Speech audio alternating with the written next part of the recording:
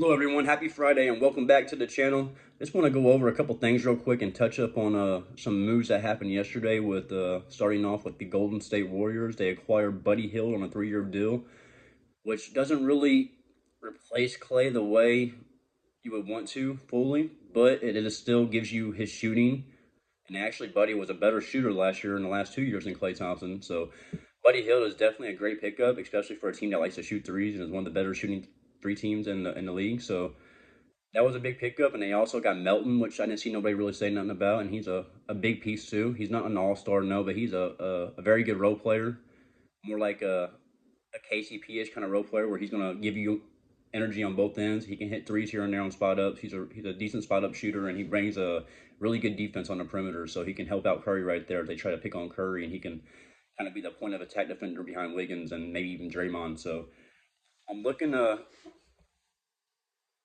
down the roster, and I'm not seeing no centers though, and that's the big problem right now for Golden State because when you look at their roster and their biggest guy is arguably Trace Jackson, which is a very undersized four even at that, and I just don't see where they go big wise. They probably should have just kept Looney. I don't know why they cut Looney, so that seemed kind of silly. Maybe they even get him back now because looking at their roster and looking at the bigs in the market, I mean, you got Precious and you got and Plumlee, and those guys aren't going to offer you many starting minutes for the centerpiece you need.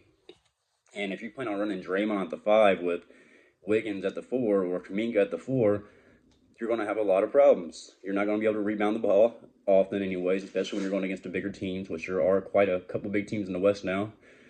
And then you got to worry about the rim protecting of it. Yeah, Draymond can play some good defense. He's one of the best defensive players in the NBA, obviously. But as far as protecting the rim, he's not a great rim protector. And when you don't have a guy over 6'10" on your roster, who the hell do you expect to protect the rim? So they definitely got to figure that out, whether it's moving off a couple of row pieces like Moody or something in the draft pick just to get a rotational big in there, or like I said, just shop and pick up the scraps and just run with Precious or a Mason Plumlee or somebody in that area, I guess, maybe even a Bismack Biyombo if he gets an NBA again for another year. You're really running out of options, though, with the center position, so it's a tricky situation for them there. And over the next couple of days, I'm sure we'll see something play out, however they go about it, and they'll get somebody. And also, they're rumored to get Lauri Markennnan right now, so that's also a interesting kind of pickup if that happens.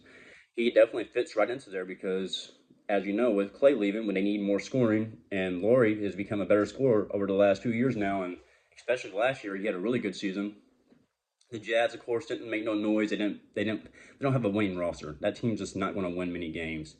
They got a bunch of young guys that want to get the ball, get buckets. Nobody really passes on that team. The defense is horrible. So I think Laurie going to Golden State would be a big deal and bigger than what most would even think off the top of their head. I know he's not like the superstar guy you would think it. Oh my God, he's going to make a huge difference. But when you add a guy like Laurie that's almost 7 foot tall, so he brings a little bit of that length for defense, and he can create his own shot with the ball in his hand. He don't just have to be a guy you can stick on the wing or in the corner and say, wait for the ball. He can actually take control of the ball and do some work with it. So that would be a good pickup, considering when you look around at the available players right now and their cap space situation.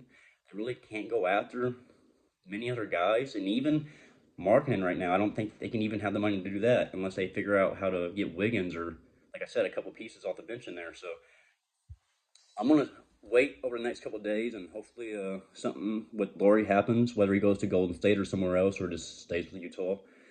And I'm sure we'll know here in the next couple of days how that's going to play out. And like I said, as far as Buddy goes, he don't bring you much defense or much playmaking. Even though he did show signs of playmaking with Philly towards the later end of the season when he got traded at the deadline, they actually used him a lot more since Embiid was kind of in and out. So I definitely can see how he can be productive.